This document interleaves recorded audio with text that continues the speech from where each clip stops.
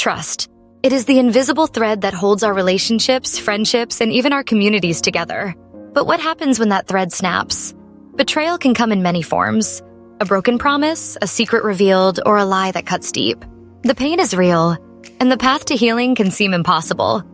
Yet, rebuilding trust after betrayal is not only possible, it can lead to even stronger connections than before. In this journey, we will explore the steps, the science, and the strategies that can help anyone rebuild trust after it has been shattered. Let us dive into how to build trust after betrayal. The moment betrayal strikes, it feels like the ground has been pulled out from under you.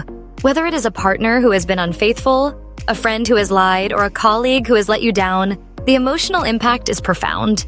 Shock, anger, sadness, and confusion often swirl together, making it hard to know what to do next. Many people describe betrayal as a physical pain, a knot in the stomach, a racing heart, or sleepless nights. This reaction is not just emotional, it is biological. Our brains are wired to seek safety in relationships, so when trust is broken, it triggers a fight or flight response. Understanding this initial shock is the first step toward healing. Before we can rebuild trust, it is important to understand what trust actually is. Trust is more than just believing someone will not hurt you. It is a sense of safety, reliability, and predictability in a relationship. Trust is built over time through small, consistent actions. Keeping promises, being honest, and showing up when it matters. When trust is broken, it is not just the specific act of betrayal that hurts. It is the loss of that sense of safety. Rebuilding trust means restoring that feeling of security, which takes time and effort from both sides. It is a process, not a single event. The science of trust is fascinating. Studies in psychology and neuroscience show that trust is closely linked to the hormone oxytocin, often called the bonding hormone. When we feel connected and safe with someone, our brains release oxytocin, making us feel good. But when trust is broken, our brains shift gears. The stress hormone cortisol spikes, leading to anxiety, hypervigilance, and even physical symptoms. This is why betrayal can feel so overwhelming. The good news is that our brains are also wired for healing. With the right steps, it is possible to rebuild those neural pathways and restore trust, both in ourselves and in others. Why bother rebuilding trust after betrayal? Some might say it is easier to walk away, but the truth is, trust is essential for healthy relationships. Without it, we become isolated, guarded, and unable to form deep connections. Rebuilding trust is not just about repairing a relationship.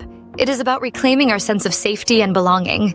It is about learning to trust ourselves again, to know that we can survive pain and come out stronger on the other side. Whether you choose to repair the relationship or move on, the process of rebuilding trust is a powerful act of self-care. The first step in rebuilding trust is facing the pain head-on. It is tempting to bury your feelings or pretend everything is fine, but healing starts with honesty. Allow yourself to feel the hurt, the anger, and the disappointment. Journaling, talking to a trusted friend, or seeking support from a therapist can help process these emotions. It is important not to rush this step. Acknowledging the pain does not mean you are weak. It means you are brave enough to confront what happened. Only by facing the pain can you begin to move forward.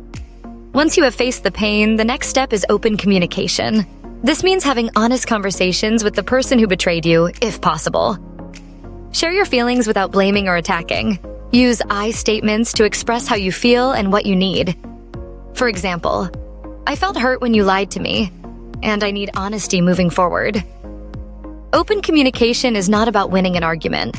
It is about understanding each other's perspectives and setting the stage for healing.